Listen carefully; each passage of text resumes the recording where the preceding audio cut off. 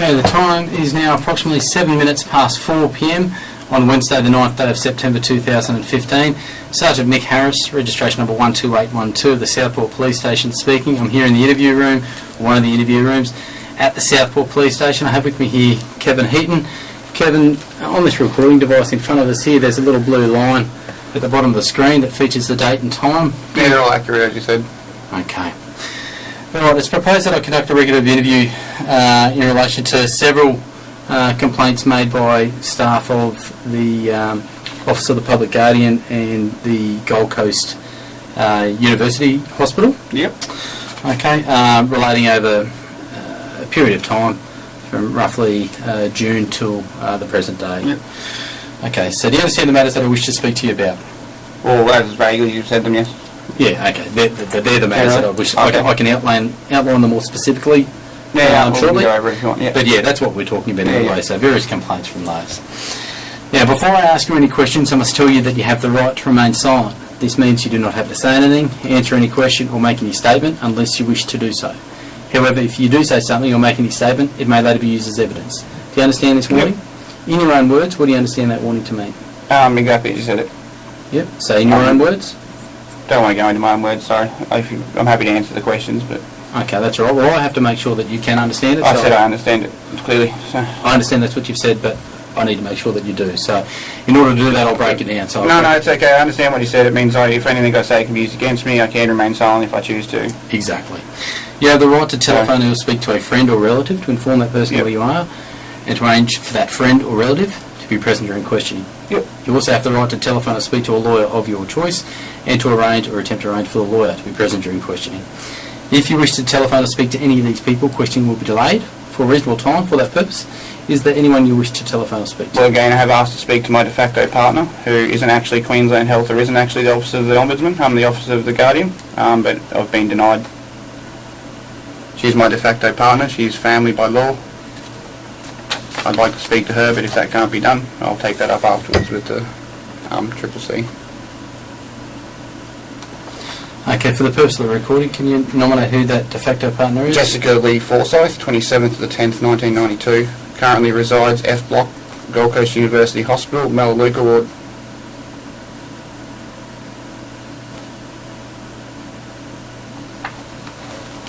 Okay. And as I indicated to you, or I should say, do you agree that I gave you that the warning in relation to your right to silence and also the caution? Correct. Or your rights as to contact a friend or relative and also a lawyer by the roadside near your house? Yeah, correct. Okay. And again, I was denied the person that I require. So. Yeah. So do you agree at that time you also nominated the same person, Jessica Forsyth, to speak to? Correct.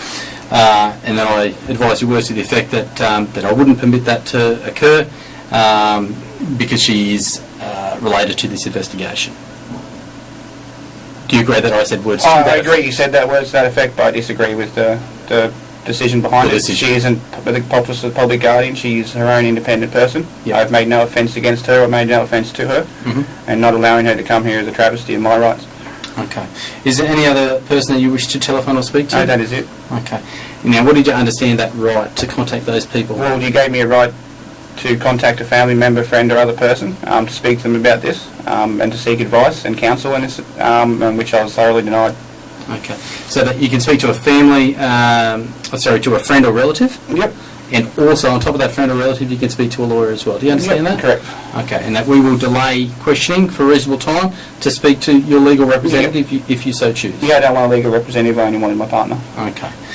As I said, I'm not prepared to let you contact Jessica Forsyth, and I don't believe that that's possible at this point. Well, the contact order is not legally enforceable by you guys anyway, so it's possible.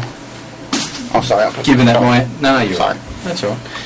Given that my understanding is that she's an inpatient of a mental health facility. So yeah, she currently has leave signed, and she's available by telephone. Okay. All right. Is there anyone else you wish to telephone or speak to? No, that is it. Okay. I'll just get my partner to introduce himself at this point. Yeah, Constable Deputy Shaw, register number is 32232, attached to Southport Police Station. Okay. Kevin, is there anyone else inside this room that hasn't identified themselves? No. Okay. Has any person held out any threat or promise for you to take part in this interview today? No. Okay, what do you think a threat is? Can you give me an example of what a threat would be? If you don't come here, I'll break your legs. Yep, that's a good idea, a good example of a threat. What about a promise? What's a promise? That if I came here, you'd give me $1 million worth of gold. Yep, that definitely can't happen. I don't have No. that. Okay. And do you know what an inducement is? You'd be using some kind of lure or bait to get me in here? Exactly, yeah, some sort of influence or persuasion. Has anything like that occurred? No. Okay.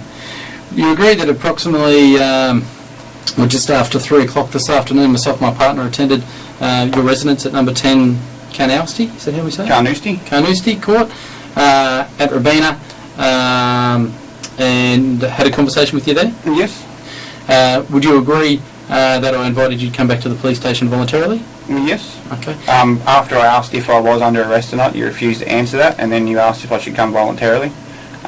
So my decision not to come voluntarily was purely based on the fact that I wasn't fully informed of the situation prior to you asking that question. Okay. So you agree that... Had I known that it was required here for something like this, I would have come voluntarily, but you didn't make that quite clear enough at the time. I was simply asking my rights, and you didn't disclose enough information to me. Okay, so do you agree that you are not here voluntarily? Now I'm not here voluntarily, no. Okay.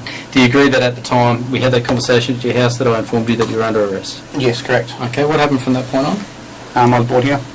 Okay. Do you agree that we went inside because you wanted to get a jumper and... Yeah, no, I was well treated, well Yep. looked after, everything was, 100%. Yep, and so you obtained your jumper. Any other items?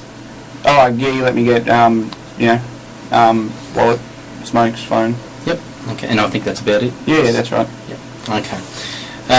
Do I identify as an Aboriginal or a Torres Strait No. Islander person? Are you currently suffering from any injury or illness? No. I do recall that when I asked you that question in the back of the car, you... Oh, I have physical Illnesses? illnesses, but nothing that seems to qualify there. Other than that, I was admitted for an emergency assessment order 3 weeks ago under the Mental Health Act, which I was released promptly. Okay.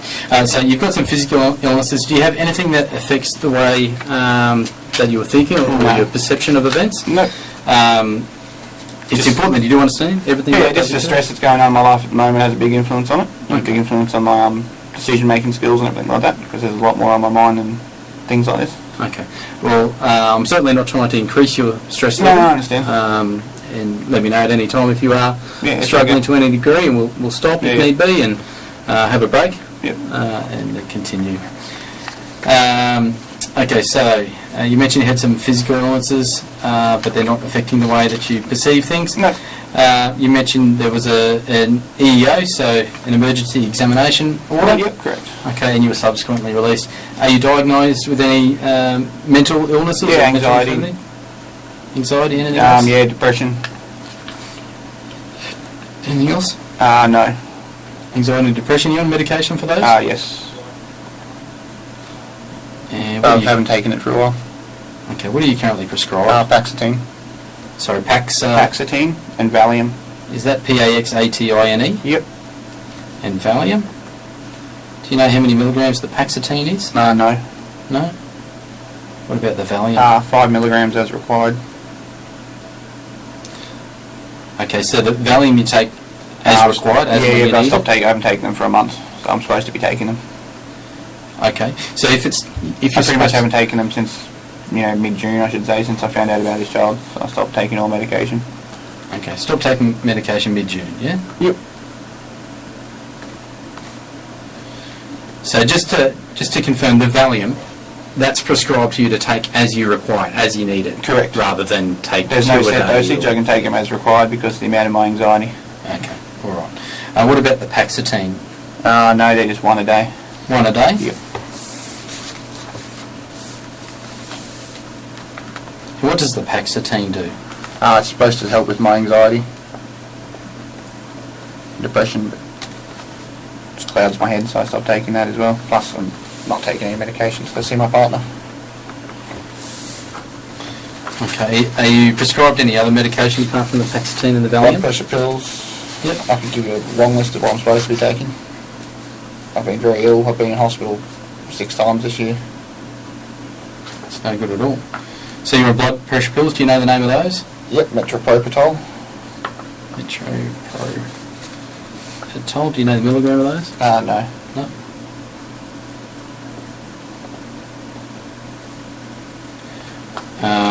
And what else? Solmac. I don't go over anymore, but that's enough for now. Okay. Yeah. Solmac, is it? Yeah, I'm just filling in time that we could get this over and sorted with. Yeah, SOLMAC. MAC. Do you know the milligram for the Solmac? No, they're just for the ulcers. This calls me.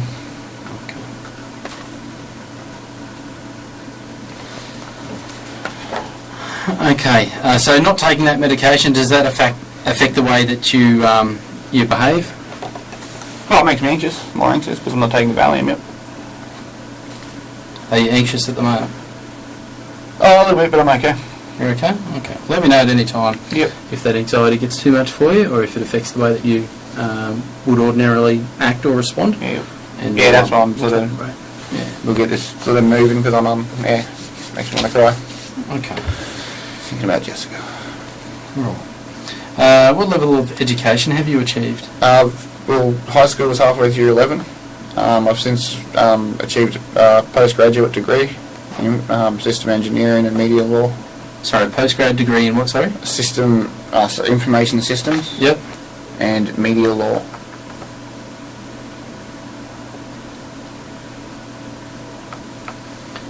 Do you have any problems understanding my speech? No.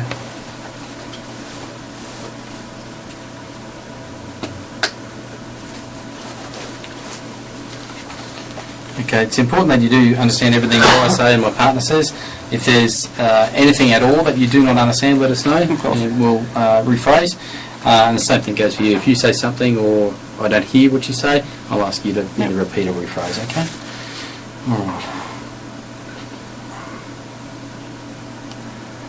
Yeah, sorry I make it a bit difficult. I'm just so used to dealing with these other agencies that just want to torture me. No, you're right. You're not making anything difficult at all. Whereabouts were you born? Southport Hospital. Yep, local. Yep.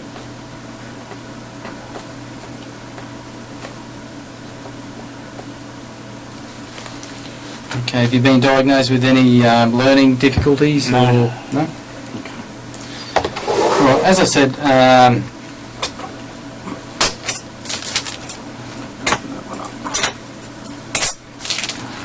the purpose of the interview relates to a number of complaints received from the Office of the Public Guardian and Queensland Health and from individuals therein.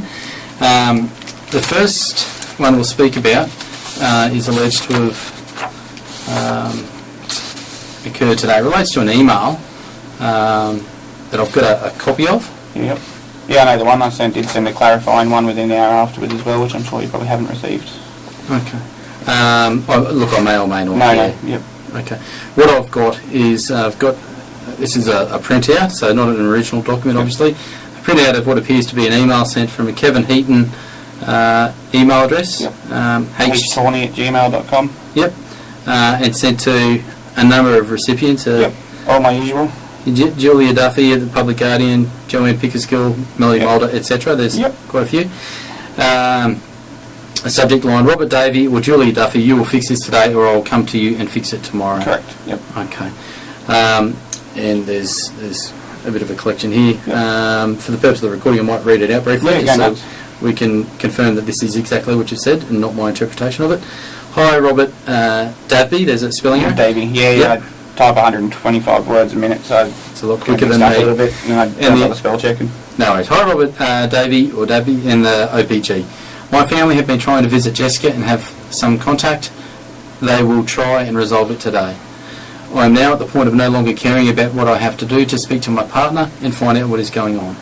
If you don't allow Jessica to write me a letter and make it available at hospital reception for collection by close of business, or allow me a call, or even confirm that Jessica still loves me, I will be at your office at 7 a.m. tomorrow. I will be waiting for you, Robert Davey. I no longer have anything left to lose or loose in this world, and I will make you resolve this either property or forcefully. You will find out what pure desperation causes someone to do. You brought all this upon yourself, and I look forward to going to jail so the press get wind of why I came up there and fix the issue. Yeah, we already got hold of Alan Jones and Hinge today, so hopefully there'll be some movement in this. Sorry? So we already got hold of Alan Jones, and my sister was on the radio today, so that's good. hopefully some resolution will get sorted with this after today. Okay. Right, I'll just go on with the rest of the email. Yeah, go for it, sorry. You will resolve this issue today, or I will tomorrow.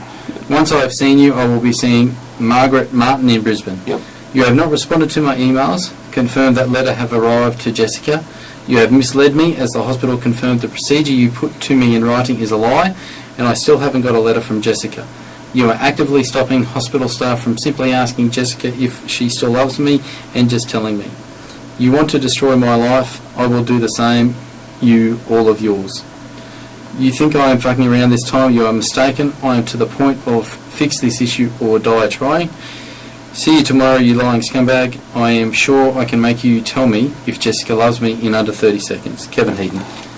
Okay. What can you tell me about that email? Yeah, as I clarified in the second email, which I'm sure you haven't got yet, that I have all intentions of going up there and making them tell me. I'll chain myself to their desk. I have to their doors, so they can't get in and out the building until such time as they tell me exactly what's happening. I have protest signs already made, and I have protest recordings already made. As soon as people start hearing the protest recordings, the amount of pressure on there in front of the courthouse, they'll be made to finally sort something out within seconds. Okay. So yes. But yeah, I realised there was a little bit of an open-ended email when I wrote it, so I wrote another one promptly to clarify exactly what I meant. But yeah, you know, I know what they're like, they won't forward you the second one. Okay. And so what time did you send this? 8:15, something like that, if I remember correctly. I don't know what time it was. Yep. On 8:31, there you go. It says 8:31 a.m. That was right, yeah, this it was morning? just past 8, so. Okay. All right, so 8:31 this morning. And where were you? Well, like, where has this been sent from? My bedroom. Your bedroom? Yep. And how did you send the email? Email. Computer. Computer device? Yep. Okay. So you've sent this from a computer in your bedroom about 8:30 this morning. Yep. What's happened after that point? Well, we got hold of the radio and things like that. I've sent a follow-up email because I reread the email. I meant to put a lot more in there because I go through and edit the middle and everything like that. But with the Gmail program I use, if you enter at the wrong time, it sends it. Oh, okay, yeah. So about an hour later, I sort of reviewed that one. I sent them clarification, you know, exactly what I'll be doing. I'll be chaining myself to their building, and I will force them to sort this out. You know, I've got people on the news and everything like that telling me to sort it out. I've got, you know, hundreds of members of the public telling me it's outrageous. And basically then I went to sleep afterwards. I was hoping to get some kind of contact from them. But again, you know, they told me to email them if I had any questions at all. I've emailed them since they sent that and they haven't replied once. It's been over 2 weeks. They haven't, you know, again, as it says there, it's basically as it says, they haven't I was allowed to drop off letters 2 weeks ago finally to resolve this issue. We wouldn't be here in this case. They said I could drop letters off and Jessica could write them to me. I've been waiting for a response. They told me that all I had to do was drop them off to the ward and the hospital staff would quickly read them. If there's nothing not supposed to be there, give them to Jessica. Unfortunately, when my parents went up to hospital 2 days ago to try and, you know, see Jessica as well, well, my family did, the staff turned around and said, oh no, we've decided we have to mail them to the Guardian, and the Guardian has to mail them back to us, and then we give them to Jessica, which wasn't in the agreement that they put in place to try and resolve this issue. They totally, you know, I've got it clear as day in writing what the process is. And basically, you know, it's to the point of where all I have to do is ask Jessica to write a note if she loves me or not. It's been, you know, 2 months since this baby was born, and I found out the baby wasn't mine, and she was raped in the care of QLD Health. Because she's not allowed to get to a phone to speak to police, she can't report anything. None of her family, none of her friends can ask her if she was raped or not, because they won't let one person in this world speak to her. Even the staff at the hospital, we asked them if they could go, if you know, about the letters. They said they can't even go in and ask. We asked Jessica, has she been told she can write me letters? They said they don't know, they can't tell her. So basically the Guardian have put a contact order in place allowing Jessica to write me letters, but not giving her that information so she can write me letters. The same process goes my way. They've told me that I can drop letters off to ward and they'll be read by staff and promptly passed on to her. And then when someone goes to hospital, asks what's happening, no, that's not the case. They have to go through snail mail to Ipswich, they're back from Ipswich, etc., etc. You know, as I said, this would have all been resolved. There'd be no more harassment. I've been willing to give up the exact second they tell me if my partner loves me or not. It's all I've been waiting. You know, when I found out this child wasn't mine, they cut off all contact. It's just been hell on earth. So. Okay. So what we might do, you've told me a lot of information. If we go back to the very beginning, how's all this? Okay, so what happened was, I was basically, my partner's very, she's a walking victim, that's the easy way to put it. Took her to Rabina Hospital, I called some males coming out, they were actually asking me to buy drugs to take back on board for them.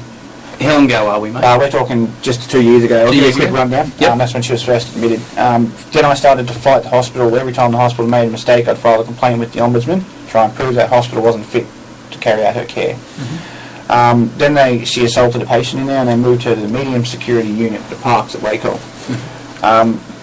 At the Parks, she was ringing up every day screaming, saying, they're going to beat me up if I don't give them this for smokes, and she's buying smokes off them and they won't give her leave because they don't want to see me. And I was like, just purely because I caused them trouble. I went on hospital grounds and filmed them smoking where they shouldn't be. I was getting them in trouble for things they were doing wrong, but they didn't like that, so they banned me from coming on grounds. And it's just escalated from there. It just keeps escalating, and then what happened was she's ringing me up telling me we're going to say July last year now, skipped the whole year. Yep. She's ringing me up saying, they're going to do things to me if she doesn't pay back the money for smokes, or can you please either save me or tell someone. I'm emailing them, begging them, please stop. My partner she's been sexually abused on you. That's what she meant by save me. Someone, it's a mixed sex ward. There's 30 criminal guys, most of them over the age of 40 there. It's 4 girls.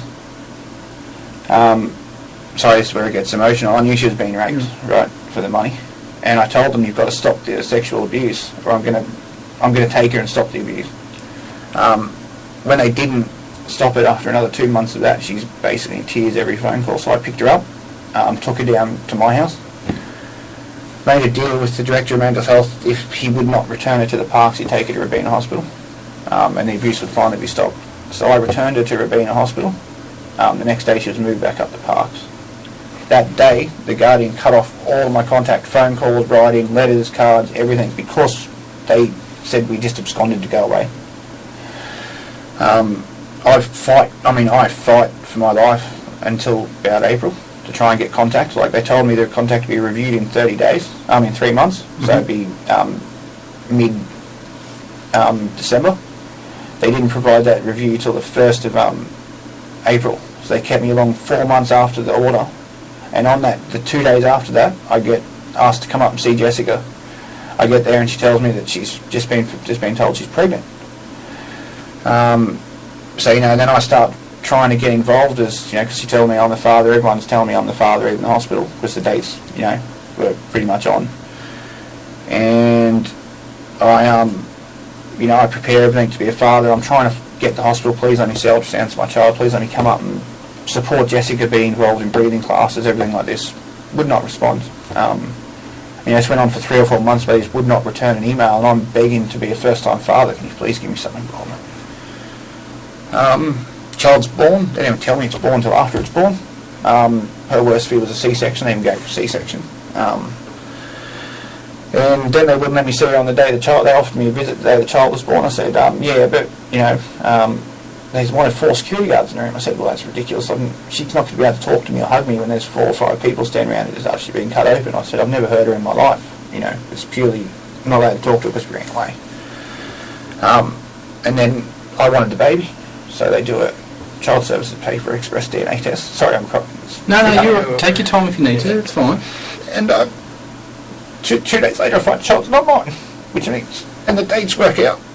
It could have been a couple of weeks after she got back to the Parks. She's gone back to the Parks and been raped, and then the child's not mine, and they haven't let me speak to her since I got the DNA test results to even find out if she was raped. What's happening, And no matter how much I offer to just, not talk to you, I'll do the right thing, just let me know if she loves me, if I still got a partner. She found out the child's not mine. I don't know if she wants to be with me or what's happened. Yep. And they actively stop every person in the world from going in that hospital, even the staff, just asking Jessica, does she still love me? Can I wait for her, or should I move on with my life?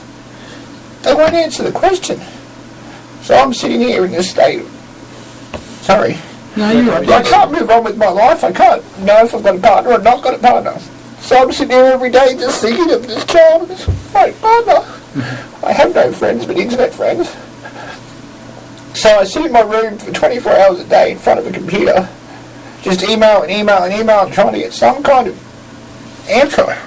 And I just get nothing. And the hospital staff, I never did a thing to the hospital staff. The day Jessica got there, they banned my contact and visits before, they banned me attending site before I even got there.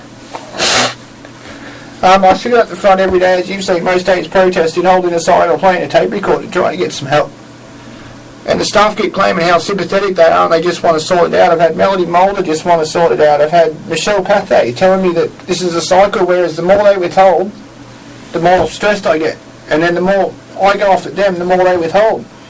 And until someone breaks the cycle, it's going to keep going. And it is going to keep going. I'm not going to stop going at them and doing everything I can just to find out if my partner loves me and what happened with this, if she was raped or not. All I want to know is if I've still got a partner. It's been 2 years. She's been in hospital a year on the 28th of August this year. It's been 1 year since they put that contact order in place. I've seen her face once in that time and had maybe 8 phone call conversations with her. And I get patients coming out telling me she's in there planning our wedding. And I go, well, can't you at least tell me if she loves me or not? Are these patients coming out lying to me and trying to get smokes off me, or, every day? What's going on? And no one understands that there's a difference between what is confidential information. They can't tell me where she's being treated and all this. She has the right to tell people that she loves me, and I have the right to know if I have a de facto partner. I'm supposed to be going on sickness benefits. I can't even fill out the form for the sickness benefits because half it's about my partner and they won't tell me if I've got one or not.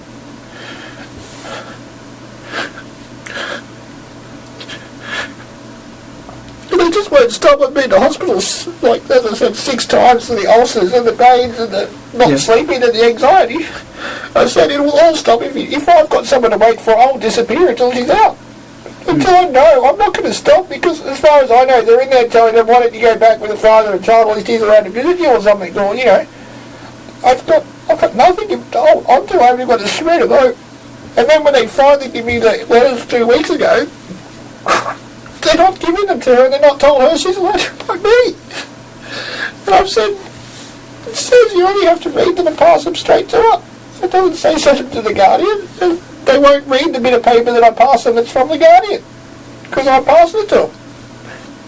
And then I stand on the public ground outside the hospital, and they tell me that it isn't public ground when it is. And even your staff have confirmed it's public ground. And they still come out and constantly harass me. I had a security guard on Friday, and my family went up in front of my family telling me he can't wait to get hold of me. And then my family get assaulted while trying to walk off hospital grounds. Security guards start grabbing them and everything in front of my 65-year-old mum. And they've done nothing. My parents have never done a thing. They went up there to talk to the hospital, be caring and concerning, and they get assaulted by their security.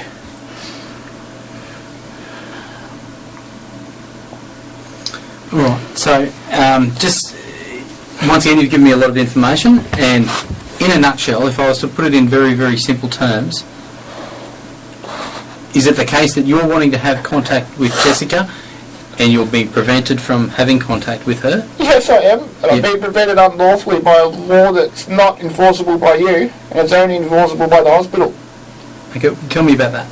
They put it, there's a guardian, they're allowed to assign, they're allowed to, theoretically, because child, if you're a child, they're allowed to say who and who you can't contact because they're the guardian, they have some kind of power. Well, they're trying to act like they've got that power over her. They can, in writing, say she's not allowed to speak to me. But if I go and speak to her right now, you can't arrest me for breaching a contact order that was written in paper by the Guardian. I've checked the law. There's no enforceable order in place by the police that's breachable, preventing me from talking to her. The hospital said they want her out. She is due for release. Because this contact order's in place, she would have been out a year ago. But the Guardian won't let her come to see me. So as long as I'm out in the community, they won't release her because they know she comes straight back to me and I've done nothing wrong. Okay. Right? The Guardian hate me because of my emails. They've never met me in person. I've never once met someone from the Office of the Public Guardian. Okay. The hospital staff at Robina Hospital, at Southport Hospital, I begged them since the day Jessica that they please meet me and try and overrule, so you know what sort of person I am, not like the Guardian saying. Robina Hospital, I was taken for the EEC. They say, we've known you for 5 years, Kevin. You're an absolutely outstanding guy. You're an intelligent guy. they emailed the hospital to try and resolve it as well because they can't believe this has been done to me. They know me personally. That's why I was released within 20 minutes of getting there because they know I had no intentions of hurting myself. I was just, they can't believe what's been done to me either. And I don't even care if they don't give me contact till she gets out. I need to know that I'm not sitting here every day waiting, spending valuable, like spend a year. What if I find out that whole year? Like, you know, what if they tell me she doesn't love me and they keep dragging out for another 6 months? There's 6 months of my life I could have been out living, getting a job, move. I want to move to Perth with her. I was working at the tax office. I had to give up that job to care for her. I have active employment waiting for me and a free house to live in Perth. And they need to let us know what her release plans are, and also I can start planning either I'm moving on with my life with her or without her. So who's told you not to contact Jessica? The Office of the Public Guardian have put in writing just a little contact order saying I'm not allowed to write to her, I'm not allowed to call her, Yep. I'm not allowed to do this, I'm not allowed to do that. Now, again, you guys can't enforce it, but No. for some reason the hospital can enforce it. Okay.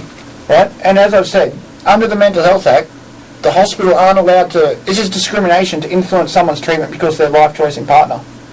So by affecting her treatment because she chose to be with me, that is discrimination. Jessica's done nothing. They won't give her leave. Every other patient in that ward gets to come out and have a cigarette. She hasn't had a cigarette in nearly a year because they know that I might be waiting outside to talk to her. And not that I'll hurt her, because I might hug her too hard and kiss her too much. Certainly not going to hurt her. Yeah. And they know I'm never going to hurt her. She's been charged with assault for beating me while I've been sleeping in one of her rages. And I want to do it like my girlfriend. Yeah. Okay. And the hospital keep acting like it's legal to do this. They have no right to enforce the contact order. They're not the police. So you received this no contact order from the Office of the Public Guardian. Yep. Has anyone told you not to contact the Office of the Public Guardian? The Office of the Public Guardian did tell me not to contact them, right? But then, 2 weeks ago, when they sent me the email giving me contact with Jessica, they said if I have any questions, please feel free to email them and they'll clarify. And I asked for clarification because they put in the email, I can't ask about the paternity of the child in my letters, and I can't ask if she was raped in my letters. Which are the two biggest things, really big issues to know if she was raped or not. Yep. So they're actively preventing me, they're actively preventing her from giving her any ability to tell anyone if she's raped or not. Right? And it's... Okay. So who's told you that you can't have contact with anyone from the Office of the The Public Guardian did, but as I said, on Monday they said I can contact them again. Okay. Just going back to when you're told that you can't. When you say the Guardian... They said they won't accept any of my communications to them. Yep. They say I can't contact them, there's no legal order in place. They just said they won't accept my inbound communications, yet they still accept them and read them even. Have you been told by any person from the Office of the Public Guardian not to contact them? Only in their writing form, and it wasn't not to contact them, it was they will not acknowledge or receive communications from me. They're not saying don't send them, they're saying they won't receive them. Okay. It's different. So. All right. How do you contact, or how have you been contacted? Well, I just send out an email, right? And whenever I send an email to them, and there's politicians or news or someone else on there, they read it. Okay. I've also been posting to Facebook pages, because I know that they read them. Yep. And, you know, I try and use their names as much as possible, because when they see their names, they're more likely to actually read it. But 3 months ago, like, again, I haven't been able to talk to anyone from the Guardian. My family have not done anything wrong. They try and ring the Guardian. Anyone, if you had someone who's got a Guardian, right, you could ring that Guardian's office and ask any questions you want, and they'll tell you if they can answer them or not. Any of my family or Jessica's family ring, as soon as they mention Jessica's name, we can't talk about her, we have to write it in writing. Right, so when did you receive this order saying you're not to contact the Office of the Public Guardian? I wanted to say that they won't acknowledge Well, they won't acknowledge communication, from me. Yeah, it was 2 days after the child was born, and 2 days after, same day as the DNA test, sorry. So when was that? It was actually probably 6 days after the child was born, so it'd be the 23rd, thereabouts, of the 6th. They said I can't contact them because then I can't ask about if she was raped or not. The day the DNA test coming. So about the 23rd of the 6th, 2015? Yep, same day as the DNA test, yep.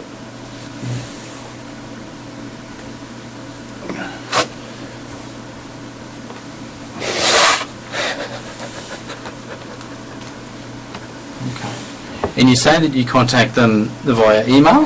Yeah. That's one of your methods? And I leave voicemails and I I do try and prank call them just to try and get them to call me back and give me an answer. But as soon as I ring up the phone, it's not prank calling. I ring up and go, "Hello, Robert Davey, could you please just talk to me?" And he pull. And he does it 100 times. They won't even tell me, "Don't call me." He hangs up the phone on me. Okay. So when you say email, going back to the email, what email addresses do you use? The one now, I use Sooty_thief, and I use Kevin Heaton, Mum's Jessica. Okay, so H20, sorry, Yep. at gmail.com. Yep. Was it Sooty Thief? Sooty_thief at hotmail.com. At hotmail.com. Yep. And KHlovesJess at gmail.com. any other email? Horny20 at outlook.com. Not horny20 at hotmail.com, sorry. Okay, so that is 4 email addresses. Any others? No, that should be No? Okay, you said that you do I'm a Facebook computer posts? text, so yeah, no, I don't know sorry? if I've made any others, so I don't think I have.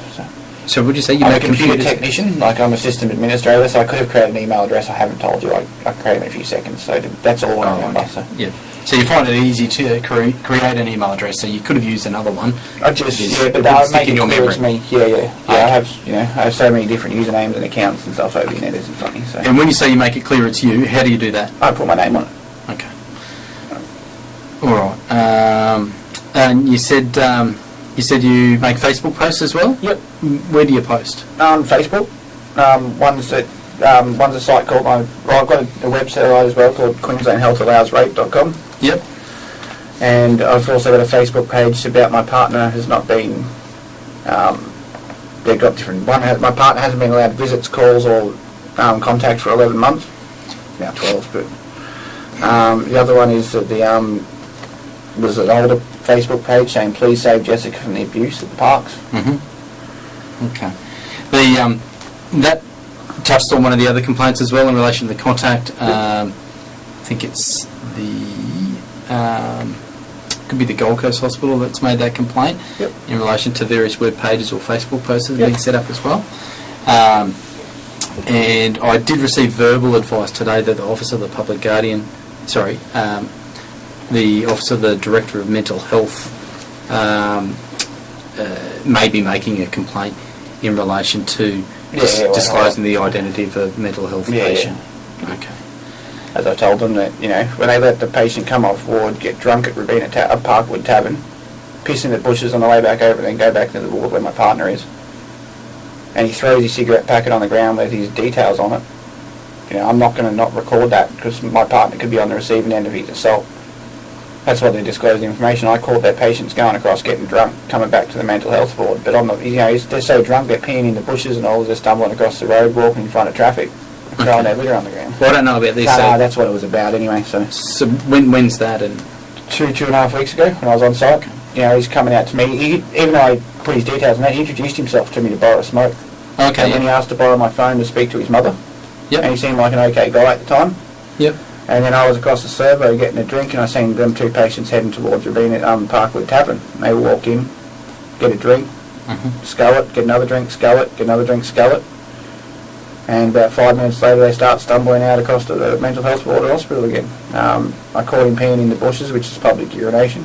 At the point that he's not allowed to drink anyway under the Mental Health Act, so I filmed him because it's breaching the law. And on public grounds.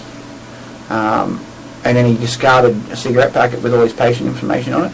So I picked that up, recorded that, documented it, put it on Facebook to show that to show the offender's details, as I knew them, so that they could try and stop this person from going on more drunk and maybe raping my partner. When you say discarded a cigarette packet with his details on it? Yeah, the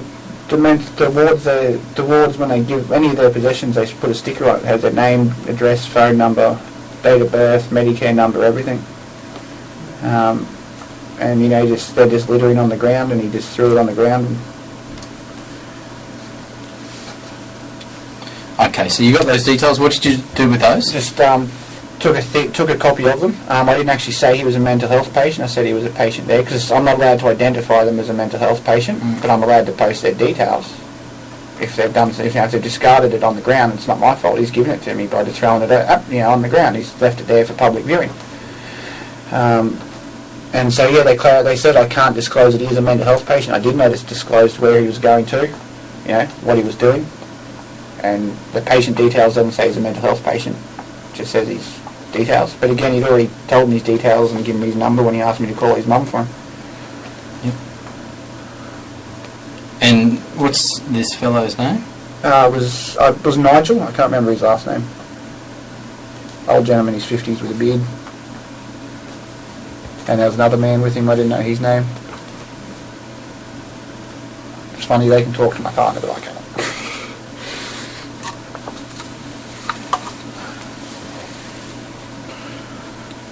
Okay. So I got a little bit off the topic there. Yes, So you said you do some Facebook posts on QueenslandHealthAllowsRape.com. Yep, which is a Facebook site, but I've got a web address that forwards to it. Does that make sense? It's A little bit. So you've got a You can website. type in www.QueenslandHealthAllowsRape, it goes to Facebook. It's got a redirect. Oh, okay, right. So you've set up a website that automatically redirects to a Facebook Yeah, because that's profile or that's something. right, yeah. Okay. And so who's created the Facebook profile and the web address? Me? Yep. Okay. All right. So that's your site. Yeah, correct, owned by me, yeah. Owned, did you say? Yeah, the web address is domain's owned by me, yeah. All right. And when you say it's owned by you, how does that work? I pay for it and I own it. Okay, right. Until, yeah. Yep. So when was that created? About 5 days after DNA test results. Okay, which was in June of this year. Probably just hit and started July by then. So Oh, okay. Yep. All right. So you've got that one, yep. Yep. And what was the one about partner hasn't been allowed to visit? My partner, the OPG, is illegally detained my partner for 11 months without cause. It's a real long title, but it's just a Facebook It is. page. Yeah. It's a OPG cause, yeah. has detained my partner. My mentally ill partner for 11 months without visitors.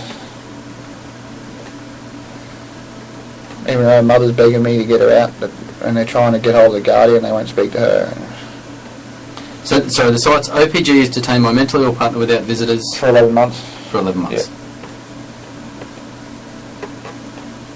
Okay. And who owns the domain for that No, one? it's Facebook. Facebook own it. Oh, that's just Facebook. Yeah. Yeah. Okay. So that's a profile that's been set up. on That's Facebook. right, community cause. Yeah. Okay. And who set that one up? Me. Yeah. All right.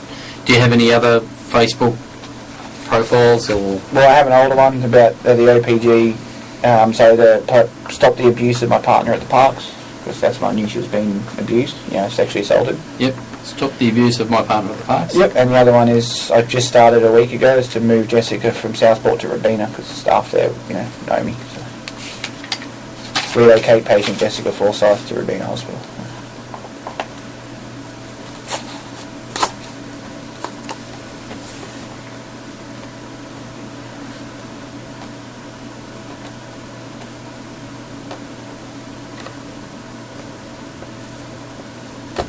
So okay. So it's the 4 sites we're looking at there. Yeah. Yeah, yep.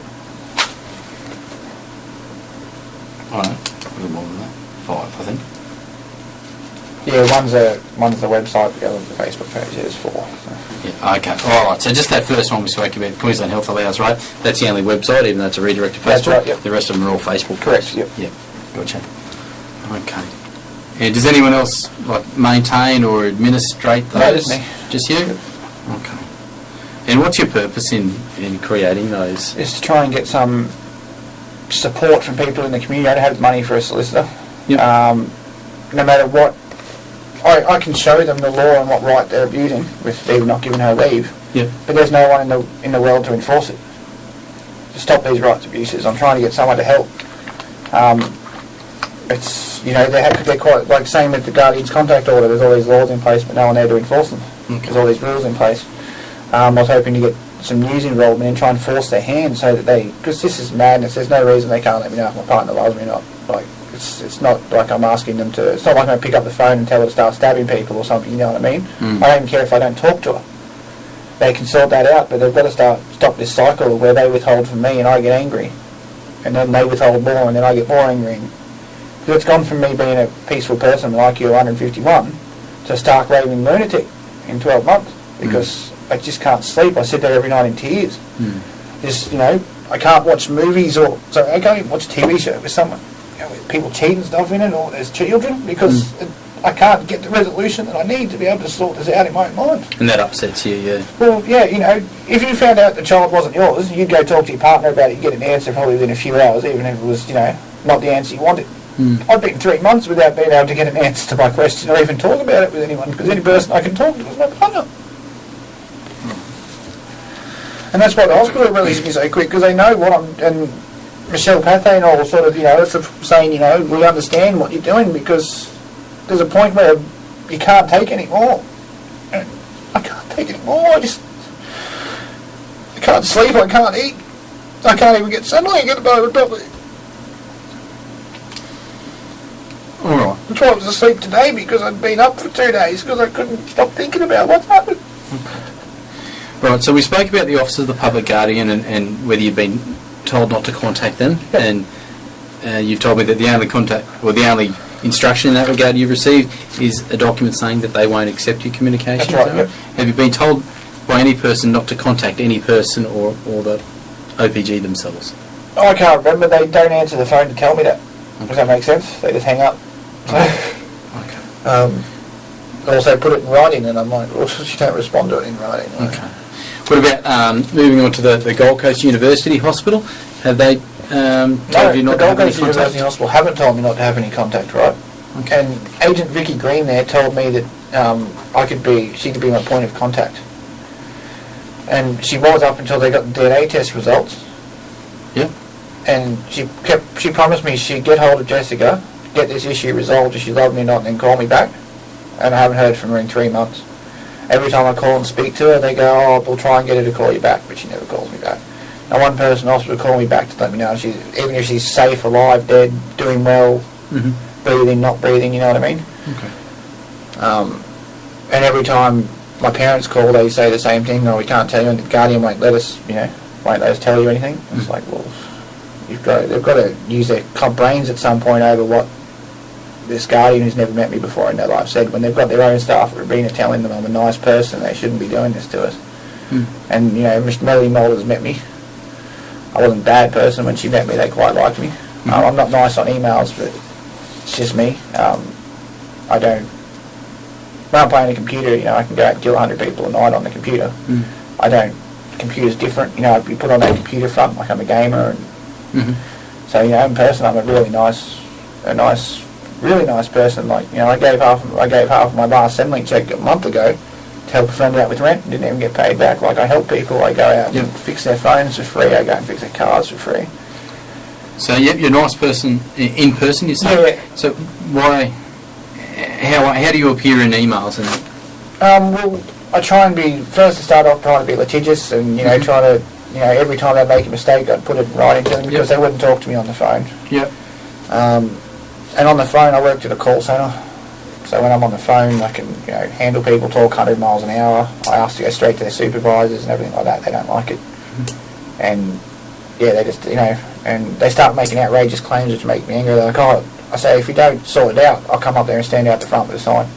They don't threaten me, and I go, well, it's not a threat. It's I didn't just say, if you don't do it, I'm going to come up and punch you in the mouth. Like, and then they don't, because they've said, don't threaten me, because I said I'll come up there and protest, and they've got an excuse not to talk to me again. So there's another avenue cut off. I'll just ask for them to give them, I said, well, if police come down, and even police have offered to come in and see Jessica with me, and they won't even accept that. Melody Mulder's a police officer, she offered to be there and just to resolve this issue so we don't have to keep going through this, and the Guardian denied it. But again, if there's no law that you can enforce to stop me from seeing her, that's... Okay. In your, so we've talked about the emails, in your telephone conversations, have you, actually sorry, I should stay back on the emails. In the emails that you've sent, have you made any threats against any person? No threats of harm. Like I've made some probably strongly worded ones like that today. Like I was really angry at that time. I didn't threaten to come up and punch them or hurt them or anything like that, so I was going to come up and sort it out by any means necessary. They're all open-ended, and I did clarify after I'd realised that it was too open-ended for an email. But I've never threatened to hurt them. Again, I have, I've threatened to come up there and protest. I've threatened to, if they don't sort this out, when I do get to see Jessica, if they don't fix it, I'll abscond and take her to Robina.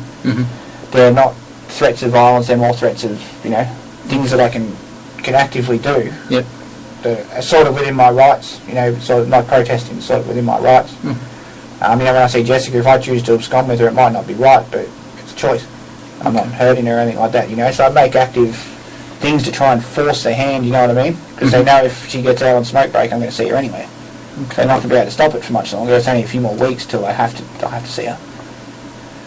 This is why, as I said to them, I keep saying I'd rather talk to her now, because what if it doesn't work out after all this stuff's happened and she's released into my care all of a sudden, and then we start talking about it? That ain't going to work. We need to talk about it now and work together to get her out of hospital and recover.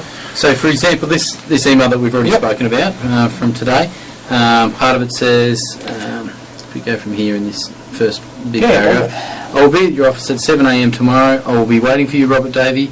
I no longer have anything left to lose in this world. I will make you resolve this either property or forcefully. Yep.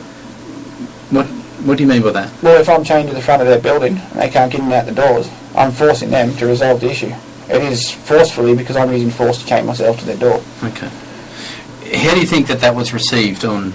it wouldn't have been received well, of course. That's why I did clarify in the next email that when I said to them, by come up and do it forcefully, it was within an hour. I mean that I'll chain myself to your building, because I realised after rereading that that I should have censored it a little bit more. I didn't make prompt and, I call it in a timely manner within an hour as timely clarification of the issue. Because I knew that most of my emails are strong, but they're not that strong. Okay. And I knew after reading that I should have... I accidentally hit enter, it was gone, and then I'm like... That's why I read over it again. I'm like, I've got to read over it, and then try and send a follow-up. Okay. And I sent the follow-up. So if you... obviously you sent the clarification email. Why was the need to send that? How do you think they would have interpreted what was I'm said not in your sure, email? but they look for any opportunity to interpret it in a negative manner. So I didn't want them to take that opportunity, and I wanted to make sure there was clear clarification around it. I have no... How do you think a reasonable person would interpret the content of this email? I was going to come up there and do what I can to get them to sort it out. And I do what I can. What do you think a reasonable person would interpret this email to mean you would do? That I'd come up, they know, I've told them before this too, that by forcefully I'll come up there and I'll chain myself to their building. Okay. So you can mention by a reasonable person would perceive it as, but these people have been warned 100 times over what my term forcefully means. This isn't the first time I've clarified it. Okay. And I've made sure it's quite clear to them that forcing their hand involves me chaining myself to their building, drawing media attention to it, and I'll scream in the centre of the town if I have to that the OPG is doing it. Okay. That is forcefully. That will force them to do it because they don't want to, but they'll do it anyway. That's the definition of forcefully. Okay, so if we move further down, one of the last sentences, you want to destroy my life, I will do the same, you, all of yours. Yep, to all of yours. Okay, what do you mean by Well, that they're statement? slandering my reputation by the way that they keep treating me like I'm a violent person. They keep they're giving the impression to everyone by me not speaking to Jessica I'm in some way violent to her. They've ruined my life, and by what they're doing to me, by destructing my relationship, by not giving me any closure. I'll do this, as I said, I'm doing the same to them. Every time they make a mistake, I will put it on the internet. The world will see what mistakes they make, so that they will be exposed for their mistakes. And I'll do exactly what they do to me. They want to embarrass me and make me look bad in front of people who've never met me before, just by what they say, because they believe them because they're the guardian. Well, then the public will believe what I say. Okay. And it's exactly the same. I'm just exposing them to public scrutiny. The statement says you wanted to destroy my life. Yep. I'll do the same, you, all of yours. They've destroyed my credibility. They've destroyed my reputation. Yep. So the interpretation of that would be, well, in my opinion, is you want to destroy my life, well, I will destroy yours. No, Is it it's, fair as I interpretation? said, it's a thing where what they do to me, I'll do to them. It's a vicious cycle. Melody Mulder and all these other people have said it's a vicious cycle. So by destroying their life... Yep. Destroy their reputation. Destroy what makes their livelihood, their job, their career, their reputation. Like, I had a good reputation with the ATO. I've never been in trouble with the police, really, other than parking and speeding. Not speeding, unlicensed, unregistered. I never had money to get a licence. Yep. They've destroyed my reputation. They've destroyed my family life. If their family see on the internet that they're allowing rape, they might leave them too. Okay. So... And so going back to the last sentence in this email, see you tomorrow, you lying scumbag. What do you mean by that? He's a lying scumbag, and I'll see him tomorrow when I go up there, because I'll be standing out the front with the protest sign. He has to walk in the front, he'll see me. Physically, he'll see me, I'll see him. I have no intention of... Okay. And it goes on to say, I can make you tell me if Jessica loves me in under 30 seconds. What do you mean by that? Well, if I'm chained to their front door, it's... what do they call it? A path of Congress. if I'm blocking a path of egress. Egress, yep. Within 30 seconds they're going to have to sort the issue out because there's a fire hazard and people are going to be in trouble. If I'm chained to the front of their building with an audio recording, they're not going to let it go more than a minute because people in front of the courthouse aren't going to want to hear that, they aren't going to want to see that. Mm-hmm. And I ain't going to want to be doing it either because it's embarrassing as hell, but it'll only take 30 seconds of that audio recording playing saying how my partner was raped or, you know, and this child was born. I kid you not, 30 seconds of that recording, they will give. What does the recording say? The recording says my partner was raped my partner was sexually abused in the care of Queensland Health. Mm-hmm. It says the Office of the Public Guardian has not allowed her family, my family or any family contact with my partner. Or her, it's two ones. One says a contact with her family or friends in 12 months, which they haven't. I have not seen my partner's face in 5 months, which I haven't. It also goes on to say that they're breaching her human rights. It's long. I've got about 8 different ones all professionally recorded, like professionally voiced over sort of thing. Okay, yeah. Yeah. All right. And where do you keep those recordings? They're digitally. I sent them a copy as well. Okay, you sent a copy to... Yeah, correct. I sent them a copy so they knew what I was playing. To who? To the hospital, to the Guardian, to everyone. Okay. When you say to everyone, as in everyone that's on this that list list of this plus email? probably about 30 more. Yeah. 30 more? Okay. And when did you send those? When I started playing them about 2 weeks ago. About 2 weeks ago. Yeah, I was out at the hospital playing them out the front there. Yep. And it worked. Within 30 seconds, all the security guards were standing around. Mm-hmm. I left only, a short time later, and the next day I had or 2 days later I had even though I'm not able to, actually, it doesn't work, they put the letters in place. Okay. So the issue, as soon as they seen it, within, they'd already made up their mind and start making moves to resolve it, but then Yep. it turned out to be a lie. It turned out to be just to get everyone off their case to say, oh, but you can write to her, but I technically can't, so. Okay. All right. Have you made any threats in any of your telephone calls? No. In my telephone calls, I have told them they should kill themselves and do the world a favour, because people who treat other human beings like this should do the right thing and just get rid of themselves. Because Yep. I have told them that. It's not a nice thing to say. Yep. I haven't actually threatened to do anything to them myself. But yeah, I've told them, what you're doing to me. You sit there and tell me how bad you feel and how you want to sort it out. You've taken a Hippocratic oath to do what's right for your patient over everything else, and you won't do what's right for your patient, but you'll sit there and happily tell me that you don't think it's right. You should just off yourself. Okay. I was just, it is that point. I know it's not the nicest thing to say, but I'm not threatening them. I'm just telling them that they should, go hang themselves from a pole. Okay. Because that's how it made me feel. It's been making me feel like I just can't wait. I don't want to wake up anymore because I have to wake up to another day of not knowing. How do you think a reasonable person would receive that? Oh, they'd hate me for saying it, but they wouldn't think I'm going to do anything to them because I'm clearly telling them that they should, feel shame for what they've done. They'll definitely hate me for saying it. But. Okay. So that's in the voice calls we're talking about? What about text message? No, I don't send text messages. Oh, you don't send text messages? No, in the emails, I've said generally you're all scumbags. I said, you should do the world a favour and just disappear. Yep. Things like that. But, yep. Okay. There's no actual threats towards them. They're just... What about on your Facebook my posts? feelings. Yep. Okay. No, what's on the Facebook? I do, I put copies of certain emails and stuff. I'm not really selective, so I don't want people to think that I'm putting on a nice face on Facebook and I'm sending these emails to people. I'm quite open. Even though the emails aren't the greatest emails to see, and they don't always show me in the nicest light. Yep. They need to know that I'm not acting this way because I'm trying to intimidate them or anything like that. I'm acting this way because I'm just to the point of I just got nothing. I've got nothing else to do other than to because if they're not going to let me, if I was talking to my partner once a day, I wouldn't bother emailing them. I'm in front of a computer. Yep. If I was allowed to come down there and have lunch with her, or I wouldn't be in front of a computer again because we're having lunch with her. Yeah. And this is what it got down to. They've left me with no life at all, but a bedroom and a computer screen. Yep. Yeah, obviously the emails, they're sent to these email addresses and the people that they're sent to, they can send. All of them, the Attorney General's office and all of them. As I said, if any of the previous ones, and I've maintained a statement to all of them, when they say, oh, you made a threat, and I said, well, I haven't. I said, if I threatened, and the Attorney General's office and the Premier's office got, all the mental health, the MHA 2000 or the Minister for Health are in there. They're all government officials, high-up government officials. Mm-hmm. If I put a threatening email to them, you'd be at my door every day that it happened. Mm-hmm. So, they make claims that are very vague that I threaten them, but the threats have always been things like, like of that nature that I remember, that that I have said I'll do, I'll come down there and sort it out.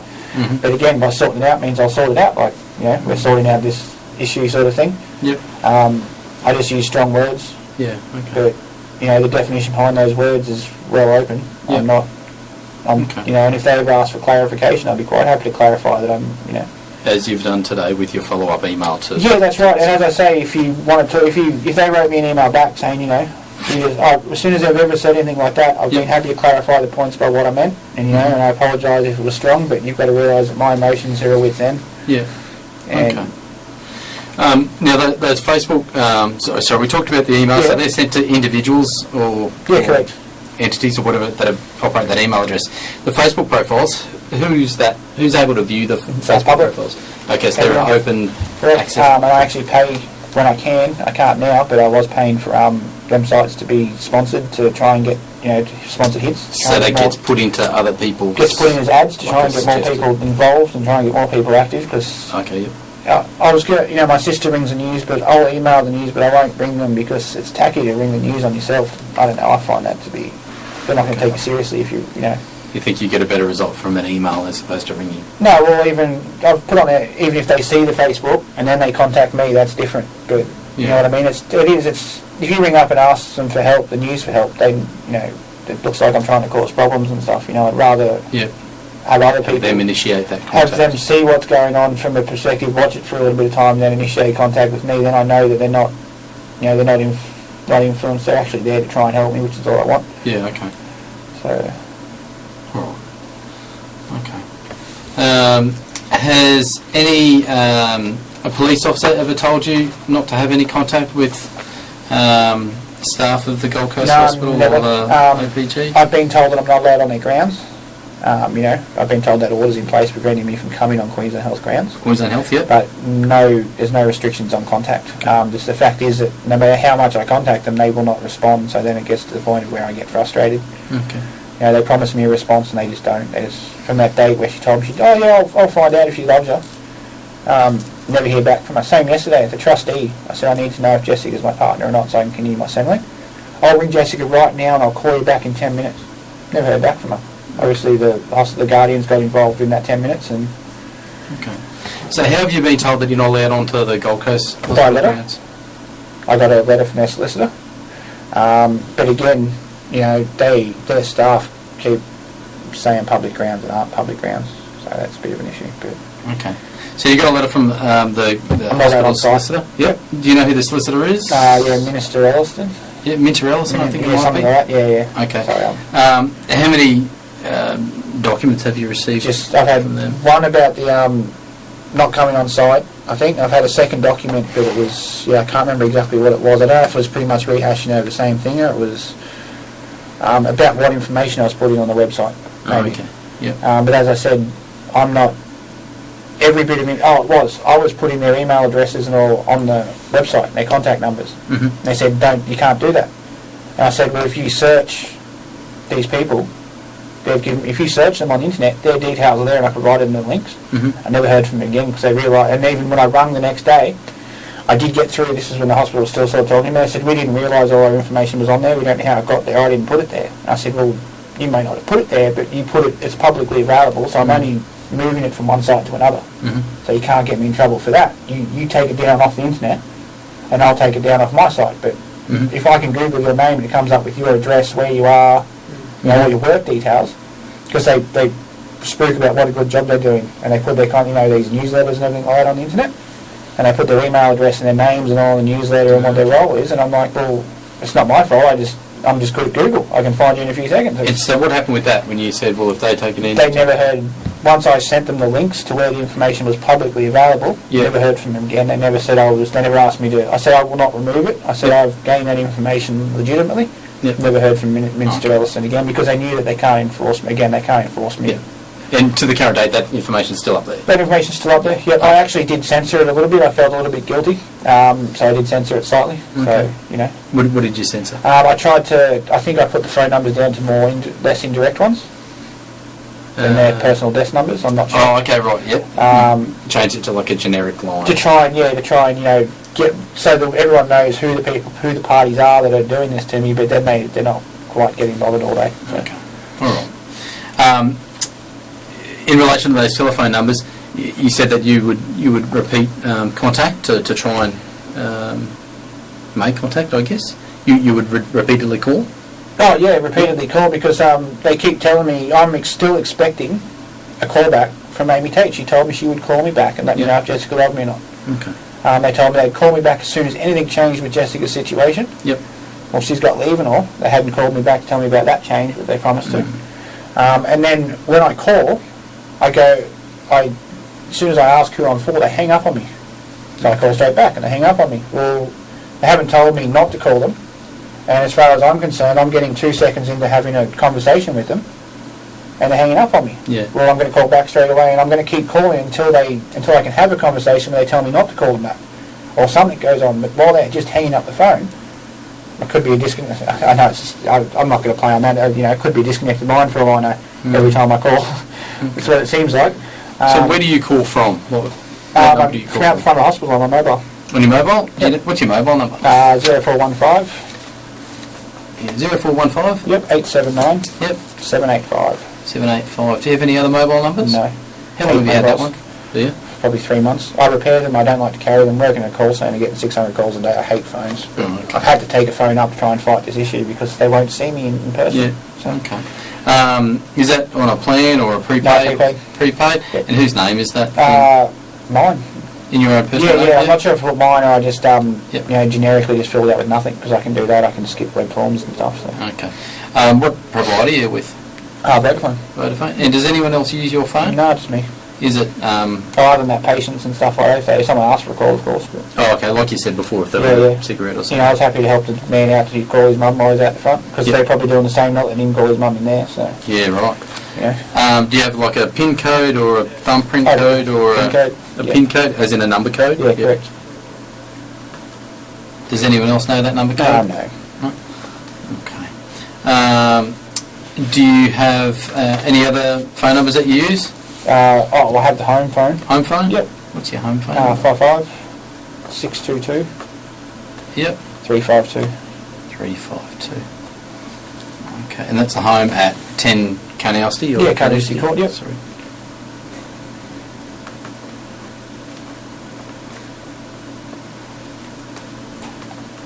Okay. And when you say you make repeated phone calls, how many might you make in a day? Lately I've made maybe one a week for the last couple of weeks, and then some days where I might make 20 calls or something. Yep. And it's sort of a game because they hang up and as soon as I say hello, they hang up on me. Well, I call back and I'll call back until they speak to me because they've never said I can't call them, and it's just that they can't even give an answer. Like they don't even say I do not call here again or something like that. Okay. If they do ever answer, it's they patronise me and go, oh yes, I'll get Vicky Green to give you a call, and that's it. And then I'll leave it alone for a while and wait for a call, and I don't get the call, so I start calling again. Oh. They're setting up an expectation that doesn't occur, and when it doesn't occur, they get angry at me for hounding them until they follow through on what they say. Have you ever been spoken with by the police in relation to this matter? I've been spoken to by. I've had police come and say, oh, we're just a bit, with concerns about the communications. As I said, the content of the communications, they hadn't read them. They said, but the Guardian made a complaint that you made a threat in your email. And I said, well, the threat is that I'll come and protest, which it said exactly that. I'll come up there and I'll protest on your front thing. And the police have gone, oh, okay then. And I said, I know what I'm doing and sending them isn't a threat. And they go, okay, well, you have a good day, and then they walk off again, which maybe lasts 20 or 30 seconds. Yep. I've had them there once before. But, as I said, have you got the email there? I said, because if you've got the email, and I've made a threat in it, then, definitely come here and warn me. But I said, here's the email. They didn't see it. It says I'm going to come up here and protest. Yep. And, I'm going to, have a confrontation. Okay. And where has the police spoken to you? I've just come to my house, but then I've rung up to find out. I've rung up the station to find out, and then they'll go, oh, but no one was out there at that time. It was very odd. That's what happened. So I called to get the officer's details who attended, so I could, file it, in my file who attended, everything like that. Yep. And I couldn't get any follow up on it, so it's like it never happened. Yeah. Oh no, it happened. Yeah, I've tried to get information on it, and I haven't been provided with it. So they have come to my door, but they're very blasé because they didn't have any of the emails, and I said, well, you know, what exactly one? I said, here's what I've sent today, you know, and they just left. So Okay. All right. Do you recall ever speaking to me? yeah, I think you're the officer that come to see me on site, weren't you, that day? Yeah, outside the hospital that's right, on yep. the little meeting strip. Yeah. Yeah, that's right. Yeah. You know, the one that Melody Mulder lied to, and she said that. Do you remember when they told her to try and have something sorted by Friday? Yeah, that was really part of worked our out, didn't it? conversation was part of our conversation was. Oh, they led me along with that, you know, and got my hopes so high that they'd have something resolved by Friday. Do you recall any advice that myself or Melody gave you? Oh, they've advised me to try and stop all this, and which I did. I've stopped it for, I'll stop it for 2 or 3 weeks or a week in between, which I have. I've gone. When did you stop that? Well, there was after Melanie Mulder. I stopped it. If you have a look, I've taken the websites down for up to a week at a time over the last 3 months, probably 3 of those weeks in total, 3.5 of those weeks I've taken them, maybe even a bit more. When do you reckon that was? Even before the birth. Well, 2 weeks ago I had them down for over a week. And I'm telling them I will not put them back up if you can try and resolve this issue. I don't want this to keep going. Yep. And when no one responds to me, I put them back up. Okay. What about your telephone contact? Yeah, I cut off all the telephone contact. When did you do that? It was for like a week. And then I've had, then I'll start again for a few days when what they tell me is going to happen doesn't happen. Mm-hmm. Like when I got this letters from Jessica, they said I could have letters from Jessica. I took all the sites down. Yep. And again, it was another week. It was till last Friday. And then when they finally told me that my mum's called and they said, oh, but Jessica probably doesn't know, she's allowed to write you. That's when I put the websites up again. And I've pretty much stopped the phone calling. I haven't called any of them today or anything like that. I think I called them last week, maybe in the afternoon. I had a bit of a call fest on Friday afternoon when I found out that they were lying to me. When they were telling me that Jessica's allowed she could write, according to Garden, she's allowed to write a letter right now saying she loves me and drop it at reception, but the hospital aren't allowed to tell her, so I'd do that. That was last Friday, you're saying? I'd say so. I don't know the exact dates. Okay. Everything with this stress and with my sleeping patterns, the days and dates sort of blend together. Oh, yeah. There's a week and a month don't mean much to me at the moment. It's all hell. Okay. So. All right. Okay, let's move on a little bit. One of the complaints that we received was from Diana Grice Yep. at the Gold Coast University. Yeah, she was the one I told us to get. So. Yep. I think that forms part of her complaint. Yep. Okay. Because she's the only person at whole hospital with a voicemail and I can leave a message on. Yep. And it just gets to the point of where I have to vent somewhere because no one will talk to me. So. Yeah. Okay. So, yeah, she's provided some documents of some call logs that she's noted as in what time calls have come in. Yeah, I've called early in the mornings. I've called late at night. Yep. They're not there. It's not there to wake anyone up. That's why they have a voicemail. Yep. So to call any time. Okay. Yep. And she's also provided a USB stick where a number of phone calls were recorded or messages left. Yep. Yeah, as you can see, I've got pretty dirty in some of them just because, again, they're breaching her rights and no one will do anything about it. Absolute scumbags. Yep. When you say you've got pretty dirty in some of them, what do you think? Oh, no, just calling them a scumbag, because they are, calling them liars, telling them they should do the world a favour and off themselves. Off themselves, yeah. So I just can't, I hope the same thing happens to you in the real world, I said I hope one of your family members gets raped and then you get cut off with all contact for them from a year. Yep. Okay. Okay, we'll move on to on Friday the 7th of August, so that's going to be nearly a month now. Yeah. She said she's received numerous calls, about 50 calls. Yep. From that's when I was getting really intense. As I said, I backed off. Yep. A lot. From phone number 55622 Yep. Which I think was your home number. Yeah, that's when I'm home at that. Yep. She states that on some of these calls, this is part of her statement, yep. On some of these calls he would just scream something like Jessica or fucking bitch or scum. Do you have any comment in relation to that? I've screamed at him, free Jessica, release Jessica. Yep. They just, when they answer the phone I try and get the words in because they hang up on me. Yep. So they might not hear, sometimes they might get only, because you don't know how long it takes for them to hear the actual words or get it to their ear. Yeah, yep. I've called them scumbags. I maintain that they are scumbags. Yep. It's just, that's what you call people on the internet to do this kind of thing. It's an internet term. It means they're scumbags, and I stand by that. What they're doing to me isn't right. Fucking bitch. I don't know if I called her a fucking... I don't know if I've called her a fucking bitch. I think I've said, I probably have called her a bitch, maybe. I can't deny that. I probably have. Because she will sit there again and she'll tell me, oh, I'm so sorry that this is happening and wish we could resolve it. And then the next day she's like, just can't tell you anything, they tell me how bad they feel, and then the next day they set me up. Okay. And they've just got no heart. She states that you were always asking for the same information about Jessica, with words to the effect of, please let me see her. Oh, but no, please let me know she loves me. Yeah, okay. And she's saying that then you start to make statements like, the hospital's acting illegally and you're stopping me from seeing her. Yep. She states that during one phone call you said, get off your bum and get this sorted. Yep. Because she was sitting at her desk at the time. And as I said, she sits there for hours. I said you could be spending just 10 minutes, all these calls that time, if you put one of those phone calls into sorting this out, no one would be in this issue. She said that during one of your phone calls you asked him not to, or she asked you not to swear at her, as you called her fucking scum. No, I just called him scumbag. Okay. Yeah. She states that when you call back, she told you don't need to use that language, and you've ended the call with you fucking cow. Yeah, maybe. I don't think it was that bad. I maintain they're scumbags, but I'm not. I have, as I said, respect. They've never given me the respect to even meet me.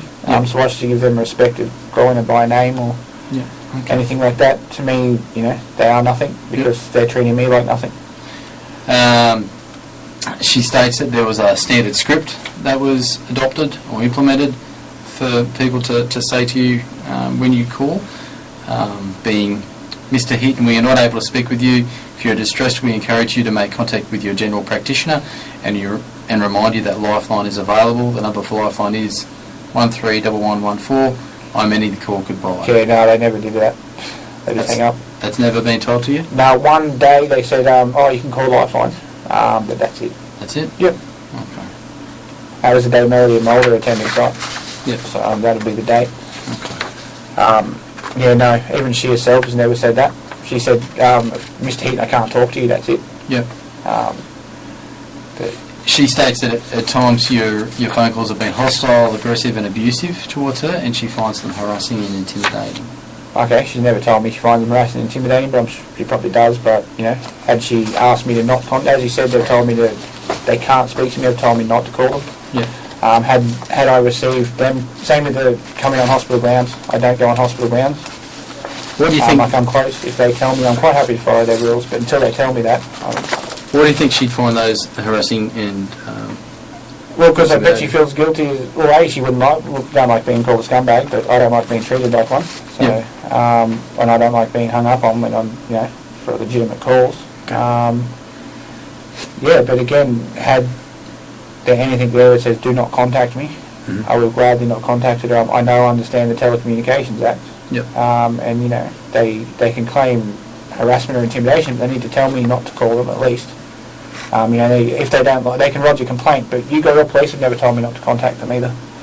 When they attended the first time. If they're not telling me not to contact them, then my call must be acceptable. The solicitors have never told me not to contact them. Do you think repeated telephone calls of this nature would be deemed to be harassment? They would be probably deemed to be harassment. They probably could be perceived that way. I perceive it again as...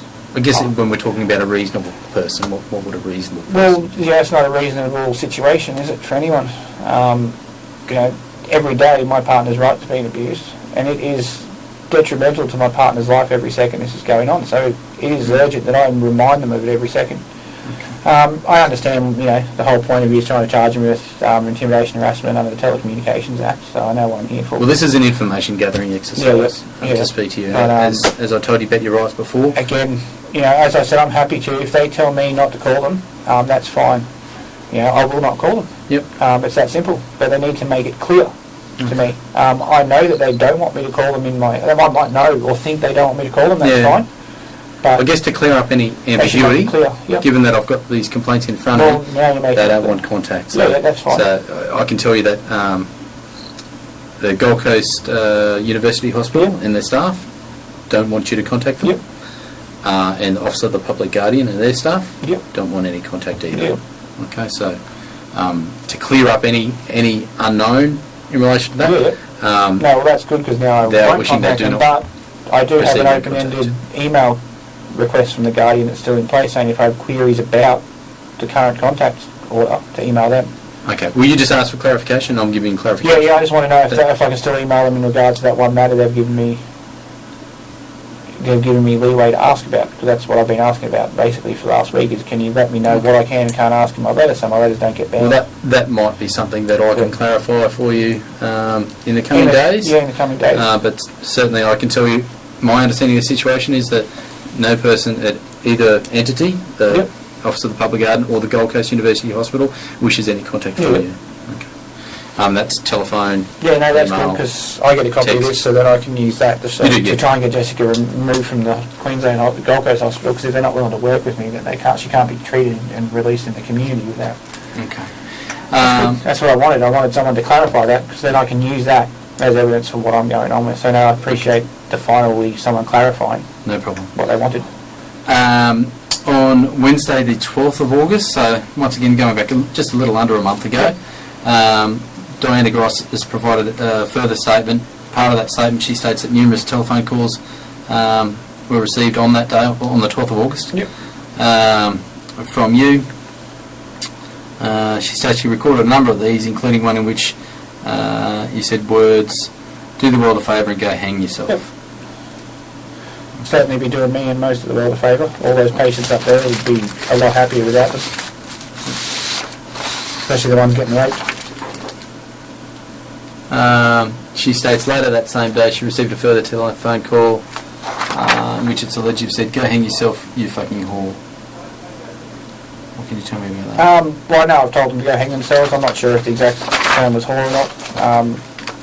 I really hate hearing that because I don't even want to call the hospital. Like, I don't want to know they exist. Like, they don't want to know I exist. Yeah. All I want to do is know if my partner loves me or not, and I want to be able to have my rights under UN Article 8 to have a family life, which I'm entitled to under those UN rights, which supersede anything else.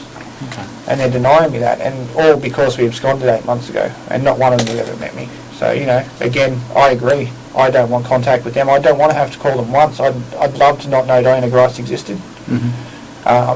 But I can't not try to get her out. Yeah. I can't not try and fix my life. Okay. Because every day that she's not knowing that I care for her.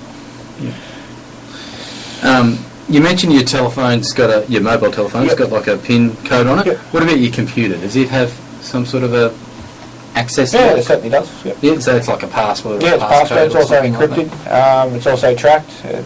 It's got a lot of software on there. I can remotely wipe it. I can remotely lock it. I can do anything I like. I can remotely control it. Yep. So I'm a system and server administrator for. I ran all the council computers and all their servers and that for many years. So. It well and truly answers my It's well and question. truly locked. It's, What I'm asking is, can anyone else other than you no, send I'm emails the from only their one that computer? can. Actually, yes. Not from my computer, but every person on that list of my emails was given.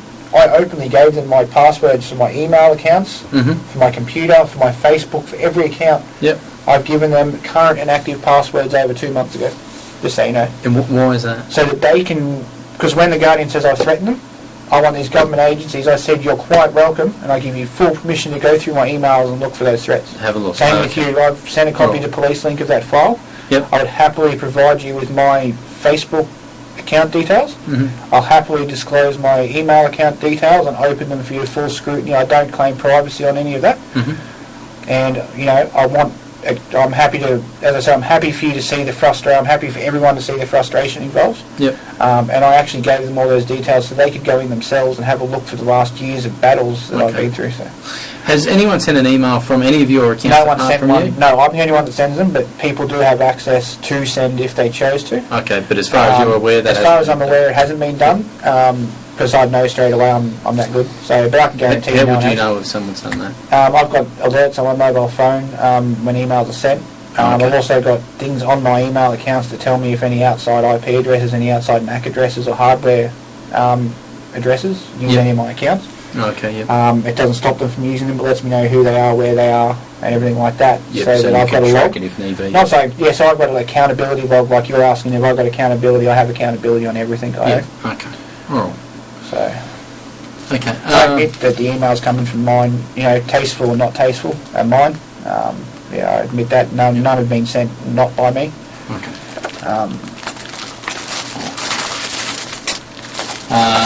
We spoke briefly about some correspondence from Mitch I got their letters. Ellison. This one's dated, this is a photocopy. Yeah, that we but sent there's in one that original. bans me from site. Yep, this one's dated 22nd of July. Yep.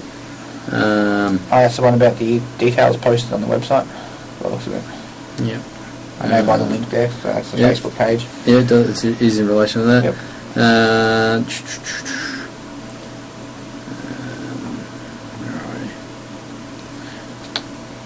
Okay, it goes on down the bottom of the page. So you continued attendance at GCHHS premises, namely Gold Coast University Hospital, as well as your contact and emailing a number of staff members, including Vicky Green, is not acceptable and is causing concern regarding the health, safety, well-being of staff and other patients. Next paragraph, we are instructed to inform you that you are to refrain from contacting any staff member at the Gold Coast HHS, including Diana Grice, Catherine Turner and or Vicky Green regarding Mrs. Forsyth. Okay, yeah, I got to the point where they were complaining just about the details and I went off on a rant. I haven't read most of it, so if I would have acknowledged that, I probably wouldn't have been emailing them since. I honestly didn't see that line in there. So that's why I thought that email was purely about Facebook. Okay. As soon as I got to the bit with the Facebook address and saying the information was private or something, I just jumped on and replied to them and started doing up links. So, yeah, no, obviously I have been informed, but yeah, I do admit that I don't pay a lot of attention to the full details. Because I can skim read a whole page in a few seconds. Okay. You seem to have been very thorough in everything else that you've done. No, I honestly can't remember the bit telling me not to contact them. Like, I've heard them tell me not to attend site. I've had them, I've probably read this bit here. It's not acceptable. Mm-hmm. That's why, and I think it's not acceptable. But not acceptable is totally different to not allowed.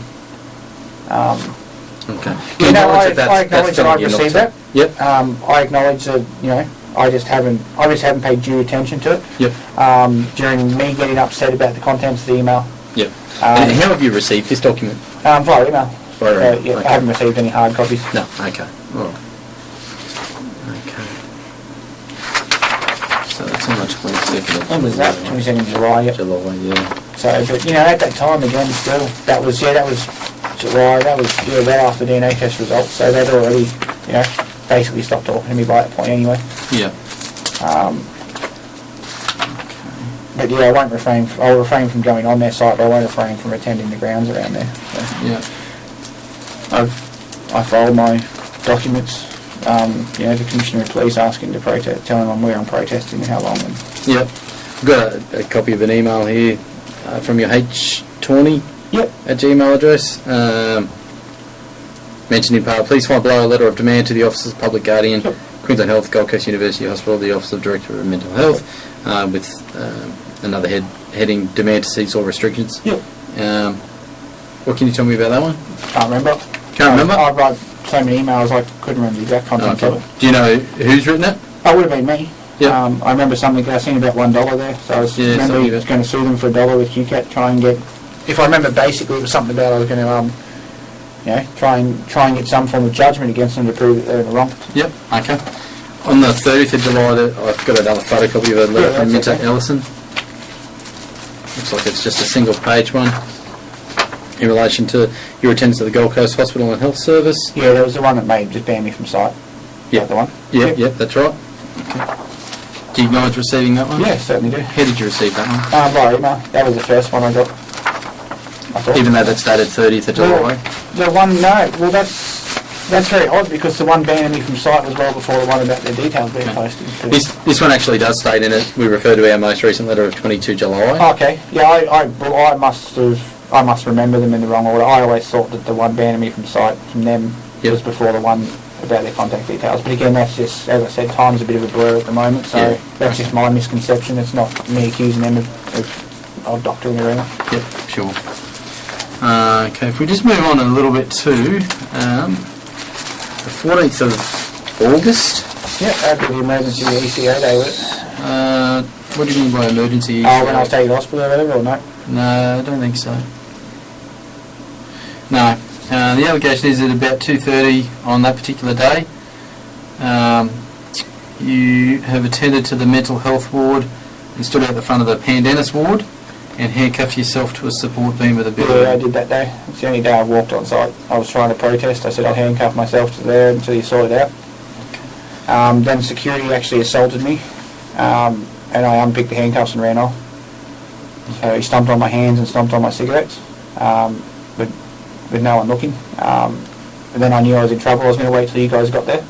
But when he physically hurt me, I had to get out of there as soon as they turned their back, so I unpicked him and ran. Okay, so tell me from go to way exactly what's happened. This is obviously after you've received that order to not go in the hospital. Well, again, it's just the building up, not knowing if my partner cares for me or not. Yep. I figured if they've got news going out there, if the guys are getting shark attacks and everything like that, when the cameras are standing there, and I was going to chain myself to the pole and not go away until, they finally try and, just to try and get them to try and look into it, to try and resolve it. It's madness, just because I disrespect them. I've never hurt Jessica. Okay, so you've attended the premises to handcuff yourselves in an attempt to try and get that contact. To try and protest, I had the sign, I had my shirt on. I was there in the protest method. When you say have your sign, have your shirt on, can you explain to me that? I have a shirt that says, I love Jessica, please release her. And on the back it has a website, QueenslandHealthAllowsRape.com. I have a sign that says my partner was abused at Queensland Health. They haven't let her have cards or flowers in 11 months. Okay. Alright, so you've turned up there to do your protest? Yep. Excuse me. And frustrations got to me, and I decided, if they're not, if they come out on site intimidating me, when they're not supposed to come out on site, like I filmed them come out on site after work, threatening me, things like that. Like one security guard even got fired for telling me to call their boss a cunt for them. She come out and told me to call her supervisor a fat cunt for her. Sorry, pardon the language, but it's exactly what she said. I put it on, I had it recorded. She's telling me I liked a YouTube video the day before when he come out, and he come out off site. He threatened me. 3 of them gathered around me and started intimidating me and had me backed up against a pole so I couldn't escape. I called police. You've probably got a report there. I called 000 when I went to this station here, and as soon as they'd left me, and filed a complaint because they'd come off site on public grounds. And even this was the same day Melody Mulder appeared, that exact day. She told them, I'm on public grounds, leave him alone. And then they said that they did? No. Okay. She told them, right, and what happened, she said, can you please go, will you be able to go home and leave this for a few days and we'll sort it out? That's when she was going to sort it out. I said, fine, but my only lift home is like 2.5 hours away.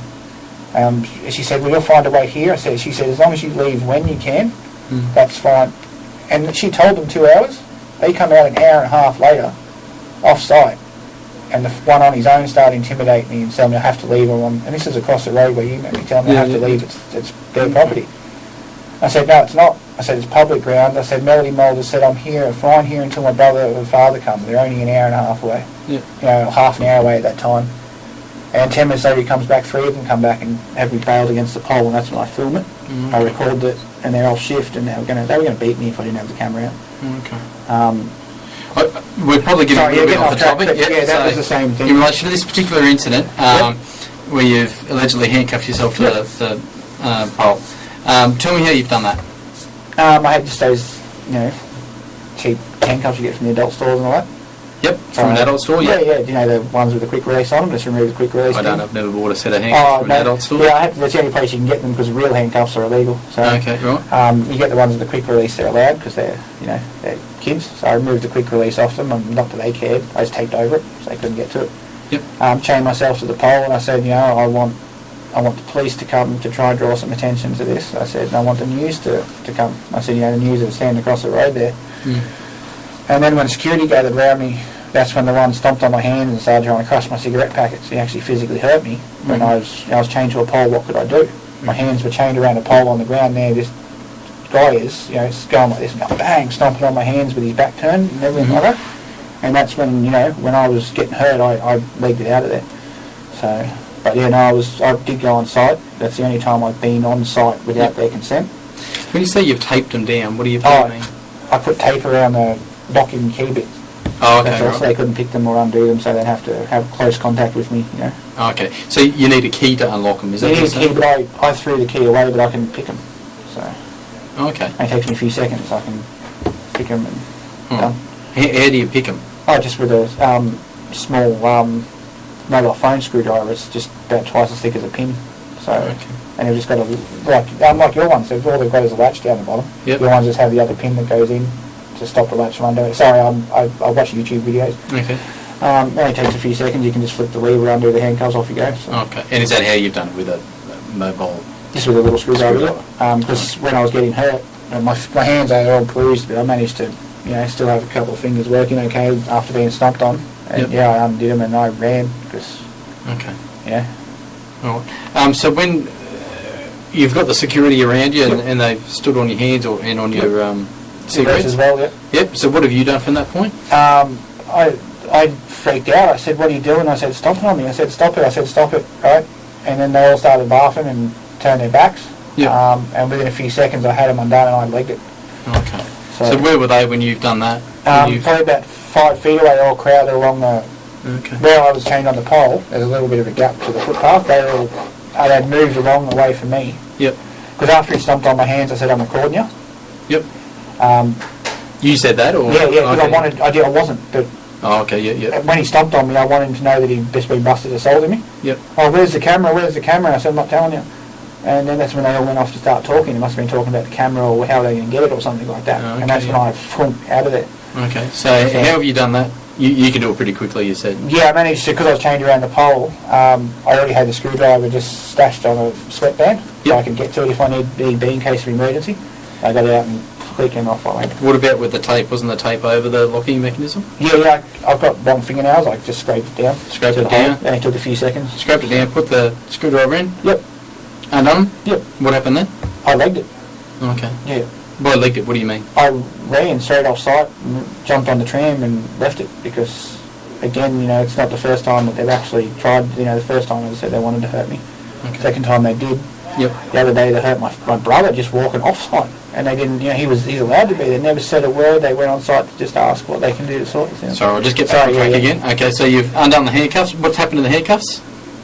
Oh, I still had them on one hand.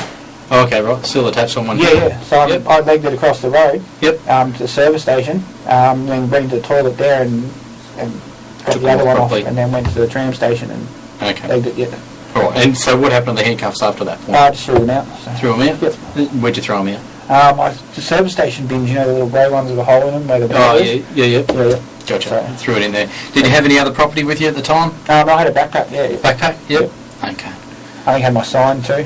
So You I signed had it? my sign, Do you recall what you were wearing on that particular day?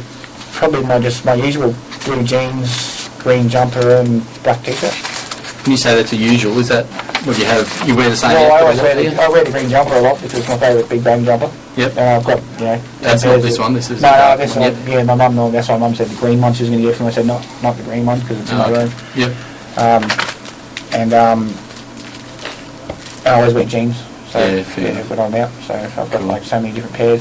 Yeah. So I always basically look the same other than the t-shirt that's on underneath. So. Fair enough. Sorry, have you got any questions at that point? I had purple hair at that time too. Purple hair then? Yep. Yep, you've got shade Yeah, I tried to green. dye it black to go a little bit normal because I don't know if they're just judging me this way because they think I look different or something. Yeah. Like I've had my teeth blown out by electricity when I was stripping wires, and they think they just look at me like I'm some kind of bum or something. I tried to dye it black and it didn't exactly work. No, it's going to be green, isn't it? Yeah. It went from that was purple, so that's what purple happened when I had black to it. It went a nice colour. It's good to know in case I ever dye my hair purple or black. Okay. The next one, all those conditions that we spoke about at the start of the interview in relation to your right to silence and Yeah. your right to speak to a friend or relative and also to speak to a lawyer still enforced. Do you understand Yeah, that? of course. Okay.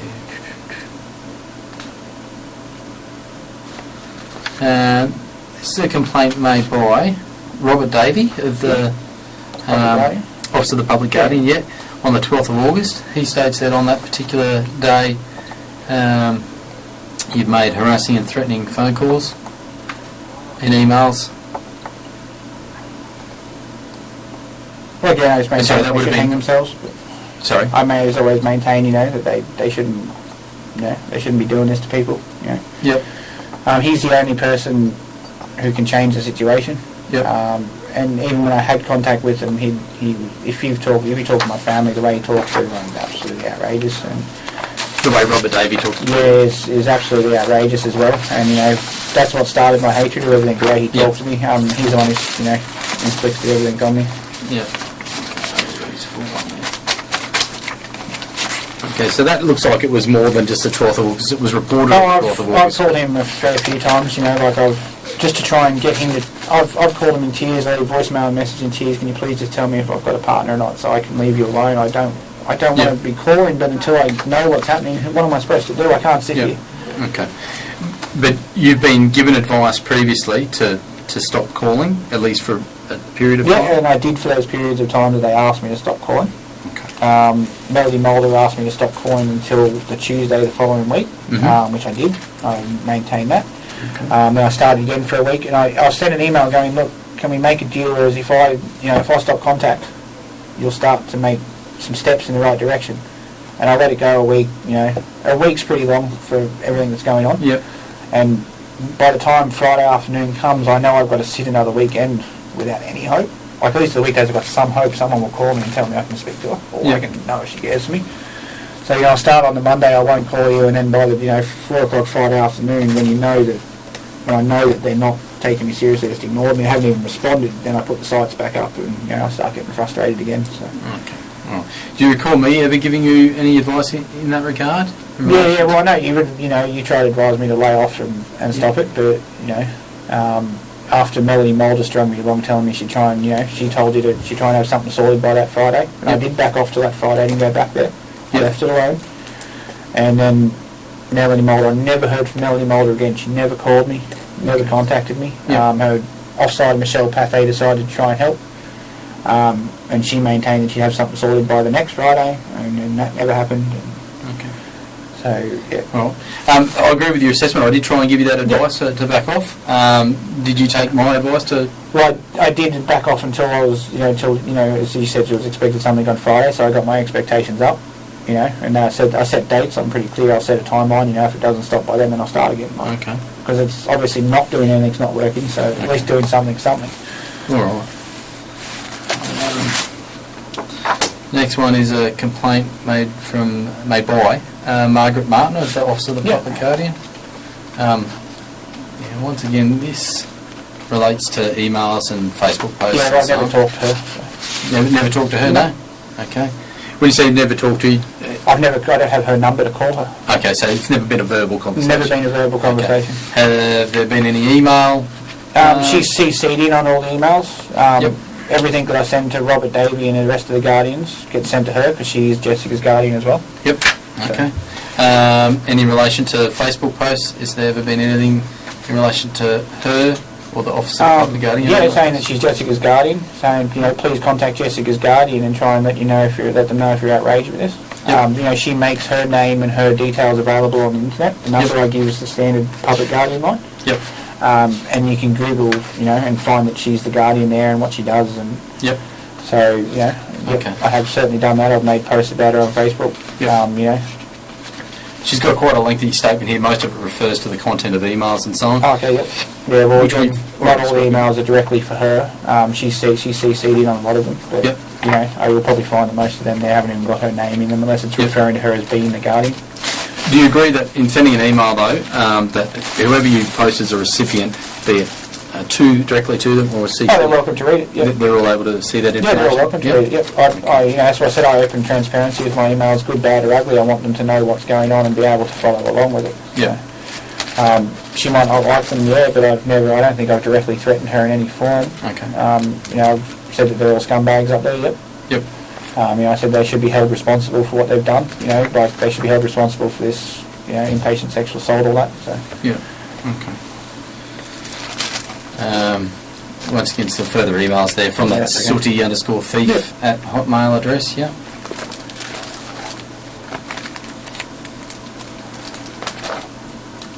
Okay.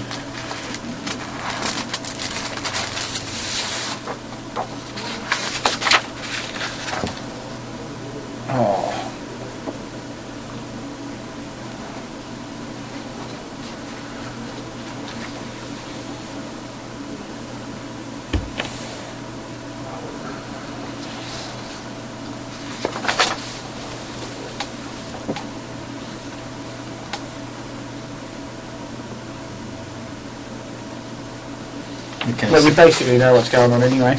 I just don't know whether I should just not say anything anymore because I'm to the point where I need to have a break from all this. I need to have a cigarette and stuff. We can have a cigarette break. There's no problem with Yeah, that. if we can have some kind of break, that'd be great. Because Yep.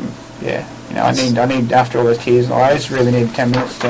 Yeah, as I said at the start of the interview, mate. Whenever you need a break or Yeah, I thought I wouldn't control. even be able to have a smoke on it because I'm under arrest or whatever. I'm a bit concerned. So if I have to be silent and try and get it done with whatever I have to No, do, I'm happy you to can have- cooperate with. you can have a smoke. No, that's not a drama. What we'll do is And if I can pick up that rubbish too, that'd be great because my mum would in my rooms like that, I throw Oh, my mate, we tissues can all over sort the ground that so I out. have a bin. But You'll be if right. I did it in public, mum would go off her brain. That's right. My partner will just pause the interview. Yeah, 15 minutes, 20 to go. And what I would ask you to do is not discuss this matter once that recording's off. I'm not going to talk about it with No. you. And any further conversation that we have will be on this recording as well. Yeah, that's right. Next conversation, we're hoping someone around here has a lighter because that's the one thing I have to know.